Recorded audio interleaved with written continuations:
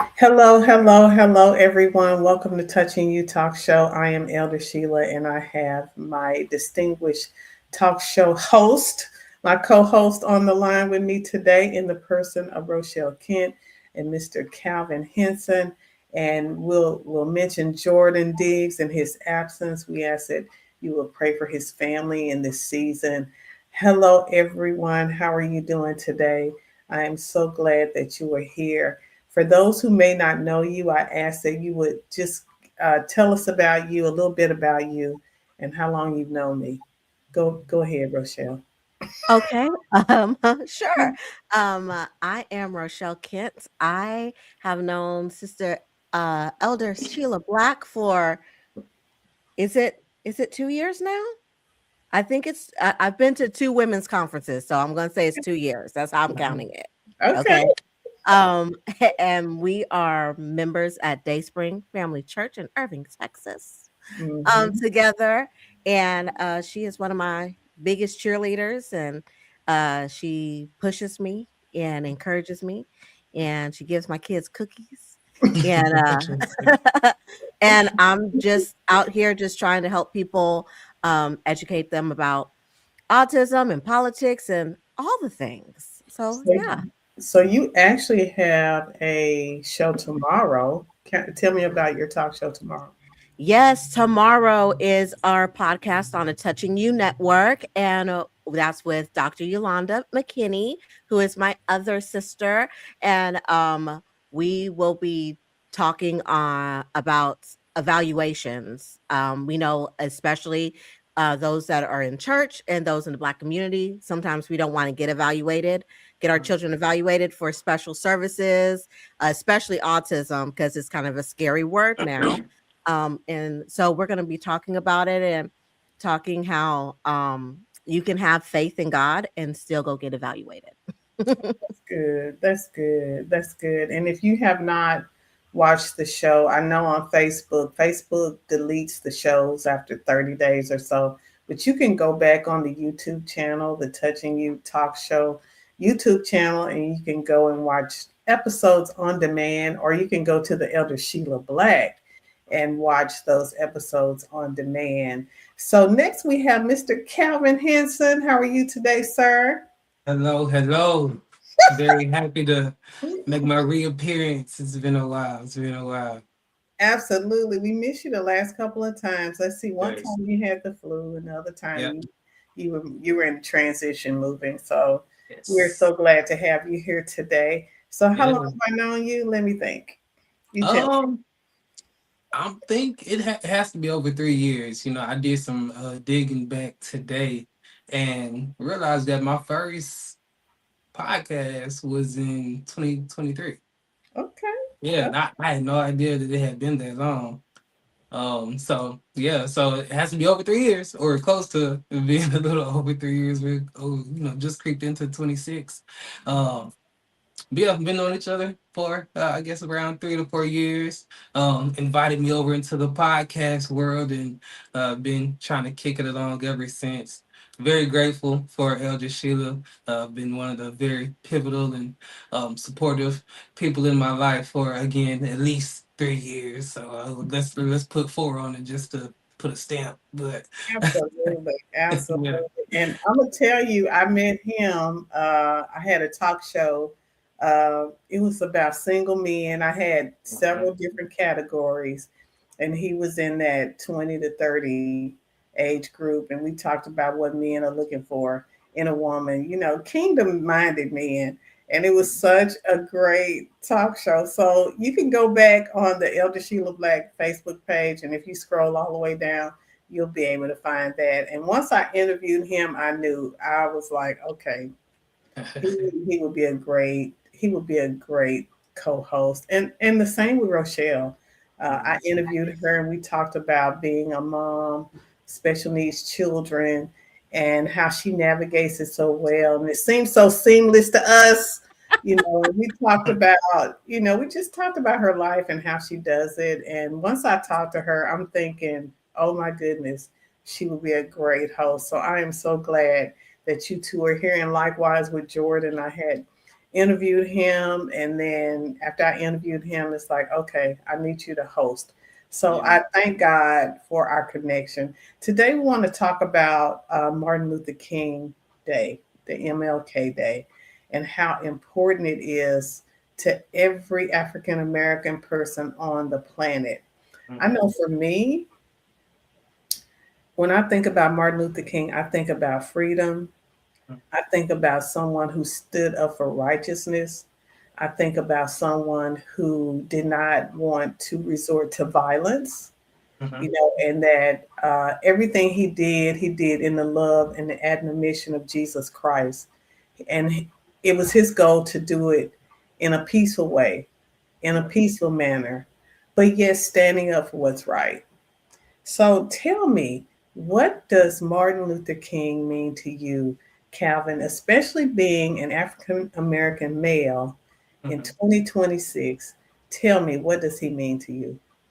Yeah, not only that it's, one of the most monumental people in one as being a black man in my ancestral history, it's also just the fact that we're able to have an MLK Day.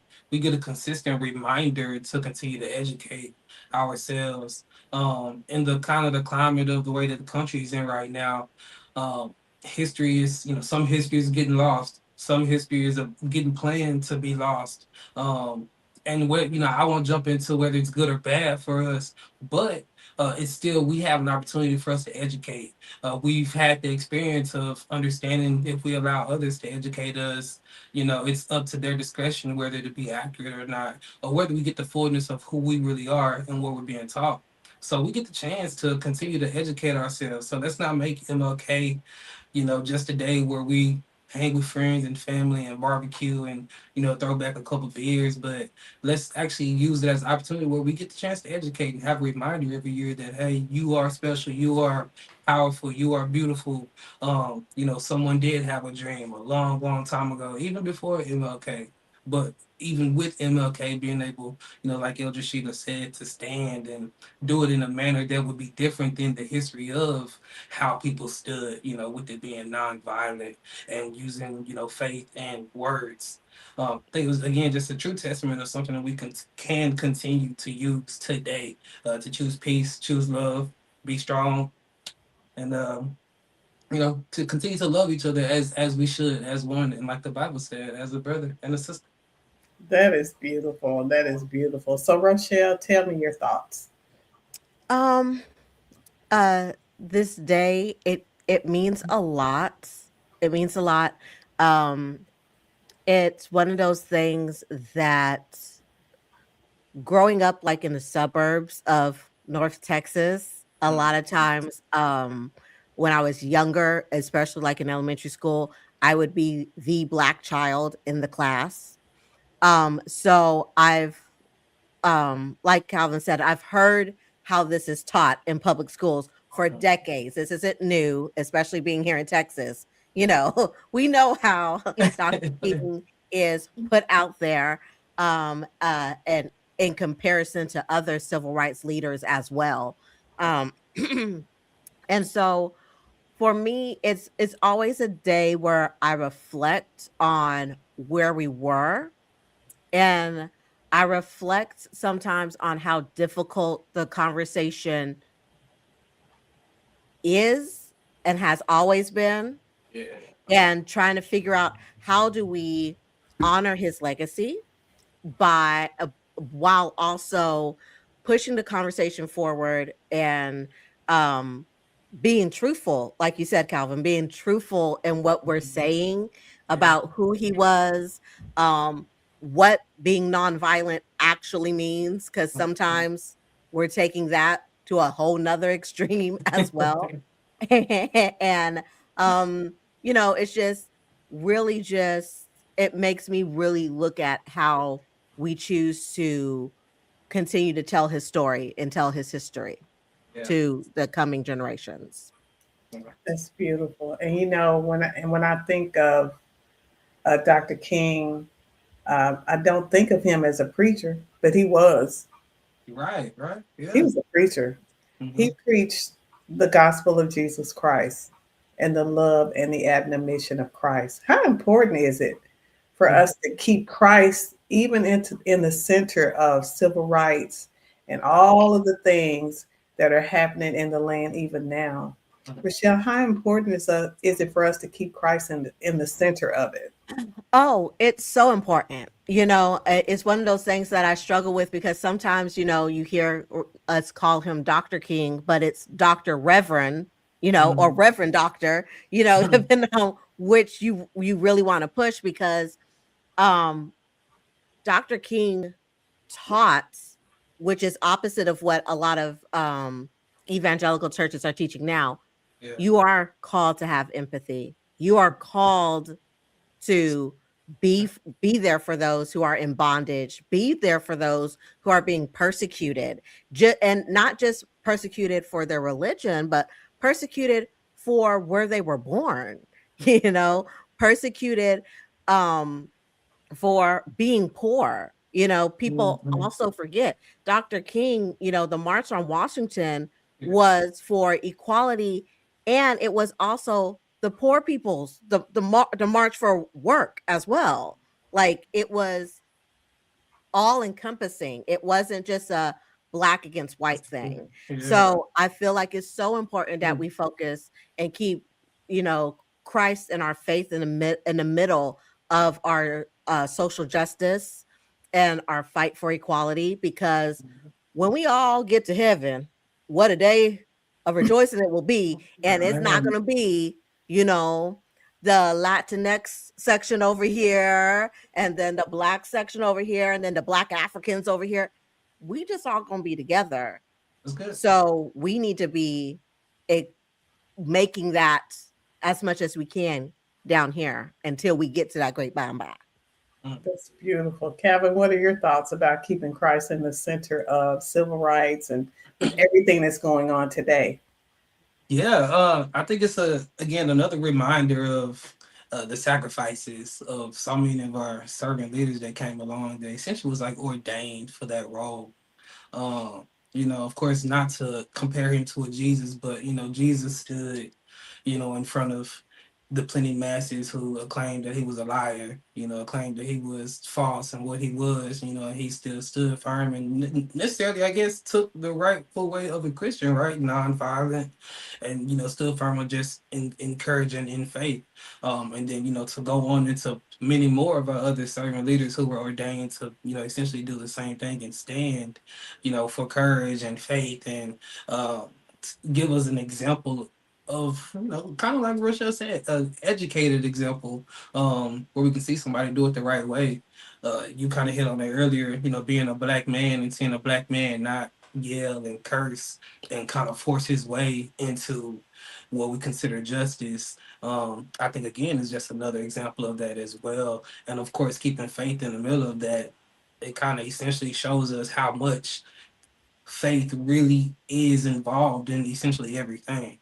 The fact that that was a huge, black movement, but really a huge American movement. But also, even not just civil rights was all over the world. It kind of essentially went globally, and essentially his word being rooted directly through Christianity, it kind of again gave that effect that truly God and Jesus is an essential of everything. He really, really is. And tell me, Rochelle, how Reverend Dr. King's words were for everybody. I mean, he wasn't just talking to us, he was talking to the world. Yeah. Absolutely, absolutely. Even when you read about how Dr. King studied, he studied Gandhi, he studied leaders of other faiths, of other cultures that were all fighting for the same goal. I know sometimes um, we're taught that Dr. King and Malcolm were absolutely opposites and they hate. That's not what it was. They were just two people who had different pathways, but they wanted the same goal, right? Same. Uh, And so um I think that when we remember that sorry, Sorry. Whew. When we remember that, Dr. King was really fighting for, like you said, for everybody. Um, he worked with Jewish leaders. He worked, and that's what the whole entire thing was. This was for everybody because one of the things that's an important part of American history, when Black Americans are treated equally, it's one of the few times trickle down actually works. It really helps everybody. Yeah. So he understood that he had to walk across those bridges, figuratively and literally, walk across bridges, build with communities in order to make things happen. And so, his words were for everyone. He is an American, not just a Black leader. He is an American leader and should be respected as such. Absolutely, absolutely. What are some of the challenges that Reverend Doctor faced that Black men still face today, Calvin? I think one, not even just to note that he was like 26 when he started doing all of this. I think that's like real big. Right today, a lot of elders will laugh in the face of a 26-year-old try to get up and stand and represent a whole body of people. So that represents his brilliance right there. And then also, I think maybe something that literally he did go through and challenge was the fact that he was fighting us as well as, you know, um, the oppressors. So two right there, and then three also I think just maybe human error, right? We were all human, and instead of people wanting to recognize what the mission he was doing, people were blinded by the fact that again he is a human, and I think that's not what we should pay attention to. We should understand that we're all human and we all have human error, and or the fact that he is a 26-year-old young man. It's not he is divine, but his word is, if the message is good, doesn't matter what his age was, doesn't matter what, maybe what he was doing previously or something like, just again, all the different distractions and blockers that we can use to block what's is actually divinely supposed to be given for us to receive. And so, um, that right there, I think that's something that still goes on through today. We are an easy culprit of really designing our own blockers for ourselves. That's good. That's good. So, what are some of the challenges you see, Rochelle, that Reverend Doctor faced that we're still facing today? Um, the propaganda machine that was against him. I don't know how many of you have seen it, but there was a political cartoon that depicted Dr. King speaking to a news anchor saying, "And I plan another peaceful protest tomorrow." But in the background, it's all these white people laying on the ground, gotten all beat up and everything. And their idea was that, oh, he's not really about peace, So I think that a lot of times, especially with social media, we get so caught up in talking about what dresses a pastor's wife should be wearing or not, online comedians making fun of mega churches. We get so caught up in all this stuff, and this is why the Black man don't support the Black woman, and this is why the Black woman don't support the Black man, and all this other crazy stuff. But we have real issues to be dealing with. We like just right here in Texas, they just passed where they had a special hub that not only helped Black people get contracts with the government, but women and veterans. Nice. And Texas is like, get that out of here. And it's like, okay, the propaganda machine is making it so that we're not coming together and really focusing on what needs to be focused on, Right. And so I think that's a big thing. And I think also kind of touching on what Calvin said, and I'm let me pick my words right. We need the elders in age within the church and outside of the church and politically to start mentoring and also listening so that those of us that are 26, 36, 46 can pick up and keep going. Y'all not going to be here always, but we're fighting against you guys like Dr. King had to do because he had, Southern ministers that were like, you doing nothing but causing problems. We're not trying to cause problems, but sometimes because we're living in it, I can't buy a house. Yep. You're a boomer that already has a house. You're not looking for a job. I'm looking for a job. I'm looking for a job. So sometimes help us by training us how to navigate through these systems that are in place. Mm-hmm. Because you've already done the footwork. You've already made the pathway. We can follow that path and we can improve on it if we weren't always fighting to prove that, hey, guess what?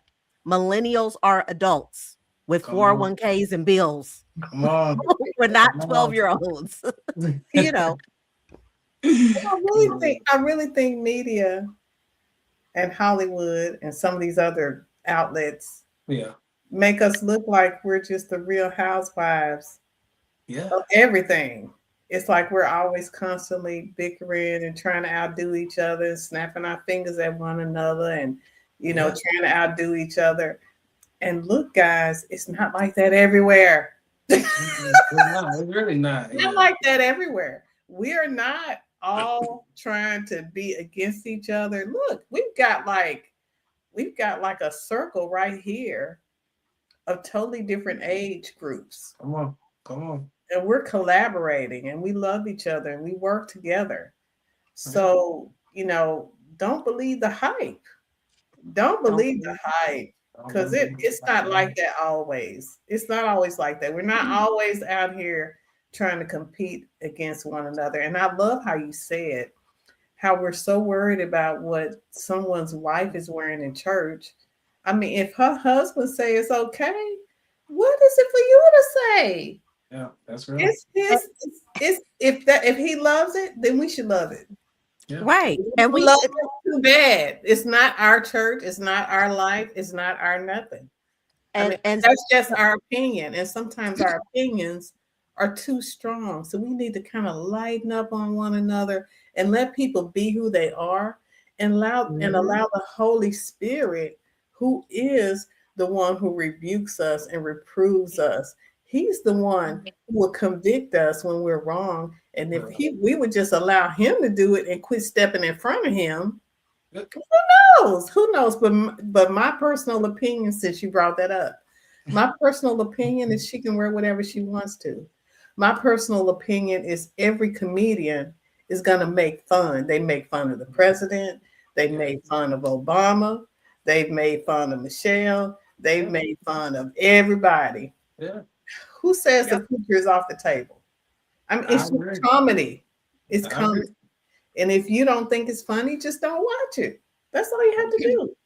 And my thing is, I can't get people to care enough to know when our next election is, to pay attention to not just James Tallarico and Jasmine Crockett, but who are they opposing on the other side?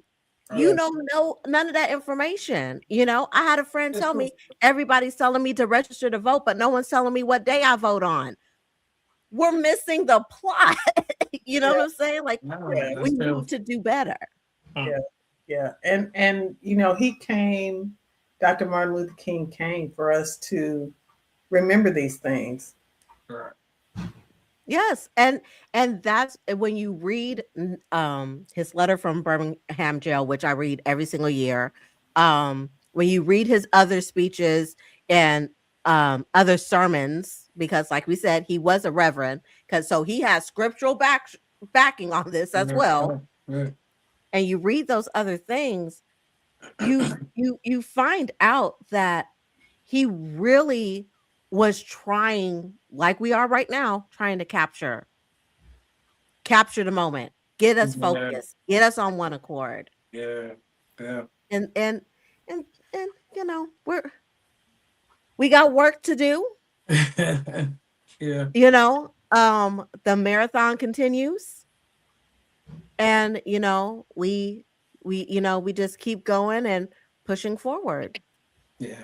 Well, I can tell you all that the Touching You Talk show, the next several episodes will be related to the election. We'll have some people on that are seeking election, and you'll kind of know who we're supporting.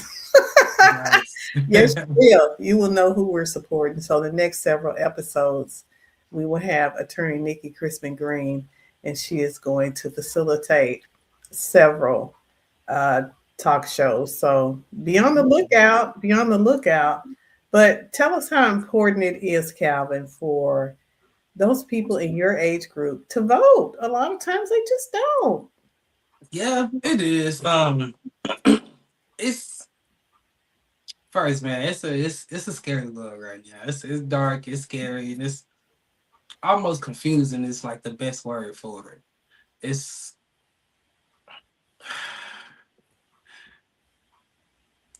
to speak from my age group of people. I guess I would say like bad. We was taught uh, negative times negative equals negative, and we are afraid. I think we've been whipped into submission to try to not pick the wrong answer. And if both answers are wrong, we think we shouldn't choose at all. Mm, Whereas in opposition of that, if you don't pick at all, you're still picking wrong, that part. you know? Yeah. And so like I said, it's a scary thing, and the reason I can empathize with is because again, I was raised in the same world that my peers are in, and feeling the same way they do. I can empathize with that. I do try my best to try to stay up to date on, so that at least again at least I can not pick the worst option. I don't know why, but I at least have that in me. Um, but man, the importance of it is one, not only because our ancestors did really fight for this, not even just for black people, but for like just women alone, um, just people who couldn't speak for themselves. This government has been built on people who can speak for themselves, and that in a lot of terms doesn't even mean the rich man that's not in the office. Sometimes it means the 24 or 48 or whatever number it is that are actually in that room. They're representing everybody. But the fact that we get the option to still give an attempt to, again, fight against the worst is, an opportunity and a blessing in which we have been blessed to have. And if we're gonna have an issue, if they take it away from us, we should use it while we got it then. Because the next thing is they'll say, well, they don't use it, they don't need it you know and then that'll be a whole nother situation that we don't want to have. So if we have the power to do something and the opportunity to do something, I think we should definitely use that opportunity at the fullest ability that we can. This is a further conversation of how we think we can try to turn these things around to where we can feel more confident in the options that we're forced to have to make. But again, that's a whole other conversation. So, Rochelle, what can we do? What are your recommendations? Um, First, don't grow weary in doing good. Um, and don't be afraid to get into good trouble, as John Lewis said. You Good know, job. um, and um, and people don't want to hear this, but even when Dr. King was here in Dallas back in 1963, he spoke, I believe, at Fair Park, and he said that you do have to be prepared to die for what you believe in. You have to be willing to fight the fight to the end. He fought the fight to the end, fought the fight till the end. Um, but I think the biggest way is we have to get away from the memification of our politics. Everything doesn't have to be done to a TikTok dance. And The memification. the memification of That's a it. new word right there. We don't need that. We don't get me wrong, I get a couple of chuckles when I see Gavin Newsom tweeting like he's Donald Trump. I think that that's kind of funny. Howsoever, I look at Gavin Newsom's policies and I'm like, oh boy, if you're going to be the presidential candidate, we're in big trouble. But we get caught up and then we make our politics more of a popularity contest. Yeah. So we get away from the facts, and that's what they want from us. And so we get a fake level of I'm educated. I know what's going on. Because did you see this funny TikTok video that just came up? Did you see how they own President Trump or how they own the Democrats or whatever side you're on? You know what I'm saying? It's not a video game. We're not owning anybody. If we put the wrong person in power, we all go to war. And so for me, I try my best to find a way even when I share things politically. One of the things that runs through my mind is Dr. King tried to make things clear and simplified. That is, yeah. And he knew his audiences. So there were some where he could go deep into the theological stuff. There were some where he could use those SAT words. And then there's sometimes he was down there in Mississippi and he was, look, I'm going to use a metaphor about milking a cow because y'all know about milking a cow. Okay. So that's what we're going to talk about. And so sometimes I think those of us who are politically engaged, we have to find a way to make people want to hear what we have to say and present the facts just as the facts. Boom. This is what this candidate stands for. Boom. Yeah. This is when you have to vote. Yeah. Boom. This is what you can and can't do while you're voting. So, important things. And we're missing all of that because we're so focused on, just we want to, like you said, Calvin, we want to make sure that we're making the best decision. But it's hard to do that. We call it harm reduction. Well, okay, if it's between a slap in the face and a punch in the face, I don't want to be hit, period. Right. I don't want to be hit, period. And so what I hope is that these younger generations will find their voice and their power to be like Dr. King. Dr. King was part of a change movement. He was part of a catalyst for change to make things different. Y'all are tired of the candidates that we have? Run for office. Yeah. You're tired of the two-party system? Get together with some friends and start up another party. No one says we have to have these two parties. Yeah. So if we keep in mind how Dr. King, his dream was bigger than just desegregation. If we keep in mind his dream was for a better America. Okay. So let's make the changes to make that happen.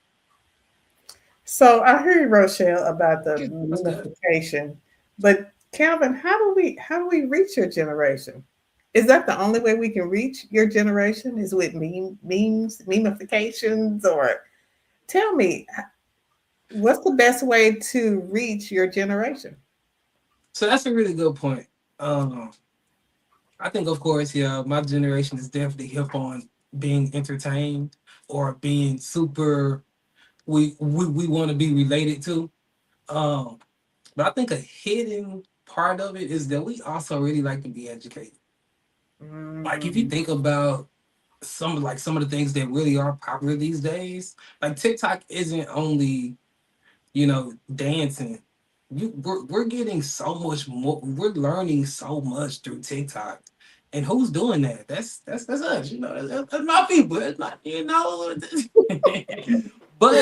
But really though, like it's so many different things to ways that information is getting put out, and I think adopting them all wouldn't be wrong. And I think right now, if it doesn't look cool, maybe it's not going. But I don't even know if that's really the gist of it. I think it's And I'm kind of thinking and talking at the same time.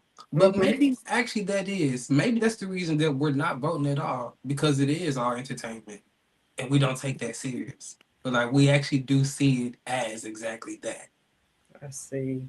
I you see. know? And And maybe there's just a grander conversation, and I think us being here, that conversation isn't getting far enough to where it can give that change that Martin. That's why, again, Martin Luther King was ordained and truly, called to do exactly what he did, or what he did. There's more than just us who know the "I Have a Dream" speech, or at least have heard it before, or even the fact that it's lasted through so many different generations is, crazy. Think about how many speeches were told during that time, or even on that exact same day. mhm. That's the one that has been carried along throughout all these many years, and people know it. Um, So yeah, maybe I think one day if we get someone who is in office who embodies all of these different characters, and then he has this conversation, that's when it's gonna be like, okay, now we know what needs to be done for real. So you heard Rochelle. She said you need to, all of you out there, you young Yeah, people, you need to consider, yeah, consider running for office. Consider, learn everything you can. Communicate, educate the rest of us yeah. on what's on the ballot. What are we looking at? Mm, What do we need to consider? We will have a talk show where we're going to talk about what's on the ballot and what we should consider. And it won't focus on who to vote for, but it will focus on what to consider as you vote. mm, So be on the lookout for that. That's coming up in the next week or two, and we're gonna just talk about this thing because knowledge is power. The Bible talks about the people perish for the lack of knowledge. They just don't know. So we yeah, need to make sure that the people that we know are educated and they're not in the dark and they know exactly what's going on. yeah. So Yep. this has been such a great conversation. What else would you like to say, Rochelle? Uh, just real quick, something that I do tell everybody that is younger than me, because I'm 42. So anybody 42 and younger, I tell them about, look into the Working Families Party. It's the Working Families Party. If you're tired and you want something that seems more in line with what Dr. King was talking about, Mm, of people of different backgrounds, different races, different ages come together. Look into the Working Families Party. Okay, they have different chapters across the nation, and one of their big um, pillars of their platform is getting the information out, mm, educating people, and getting younger people engaged, and not just you know running for the state or national stage, your local government. mm, You can be on that school board. mm. Mm-hmm. You can be in that city council. That is You true. could do that. Yeah. Goodness, start at the PTA. you you know, but and I think one last thing I also want to touch on is people like to think that Dr. King just came out of his mother speaking, I had a dream and all Mm. this stuff. Part of the reason why he was able to speak the way that he spoke, he was raised in the Black church. I know we don't like to talk about Black church, white church, but he was raised in the Black church. And one of the things back in the day, the Black church, that's where our children, we knew that they were going to be taught how to read, Mm, regardless if they had dyslexia or any other issue. yeah. Our children were going to learn how to speak in That's true. public. That's They true. were going to learn how to make eye contact, Yeah. how to serve others within your community, because that's all we had. And I think sometimes we're so much into soft light church, vibe church. Mhm. We're getting away from the foundations that led us to having a Dr. King. Dr. Mhm. King doesn't have to be the only civil rights person. He wasn't the first, and he's not Right. going to be the last. Right. But it's up to us as a people to be like, you know what? Let's get back to basics. Let's build up our community and start fighting for the things instead of waiting for somebody else to fight for those things for us. That's good. I'm done. That's good. And Calvin, you have anything you want to say? Ooh, I don't know. I'm ready to go march. I'm ready to march. Yeah. Just some words of encouragement, man. You know, Dr. King's legacy. I think it challenges us to continue to live intentionally, serve boldly, love unconditionally, and to just continue on when things are uncomfortable. Um, you know, again, he's just one of the examples of our many leaders, you know, that have come along and fought the good fight, stood in situations where, you know, he was the only one fighting on what he was fighting, you know. So sometimes your idea or your thought isn't wrong. You're just the only person in the room who thinks that way. And you know, it's a perfect example that lets you know and remind you again to continue standing courageously. As long as you know it's if it's the intentions are right, be bold about it, you know. And if it's in love, be bold about your love as well. I love it. I love it. That's it. I love it. And I just come to say that you can do whatever God has called you to do. You know, He's an example. You just do whatever God has called you to do. Take the good, bad, and the ugly. Sometimes we want to be famous, but then we don't want all the attention it brings. Sometimes we want to have all this money, but then we don't realize the responsibility to manage it properly. So just whatever God called you to do it in excellence. Don't quit. Just when things get hard, that's when you buckle down and keep it moving. If one way don't work, find another way. You know, the people, God gave me a revelation of that. When the people went to see Jesus, they left a different way. They left a different way. And that holds true for all of us today. When we really meet Jesus, we leave a different way. We're not the same. We're better. We're more like Him. And that's what it's all about. And I think Dr. King's message communicated that we can be better. We can do things better. We can do it in love. We don't have to hate one another. We don't have to fight one another. But we can do this in love. And we have to do what the Lord God has called us to do and do it God's way. Amen. All right. Well, this has been Touching You Talk Show. My prayer is that everyone that has listened to this broadcast, that they are blessed in the city, blessed in the field, that the Lord God will make His face shine upon you, bring you peace. And we continue to pray for our very dear Jordan as his family are facing some challenges today. So let's keep him in prayer. And you guys have a great night. We'll talk to you all soon. You'll see us again, the talk show host. This is not the last time. We'll be back. Right. That's right. Absolutely. Bye. All right. This has been Touching You Talk Show. Peace. Have a great day, everyone.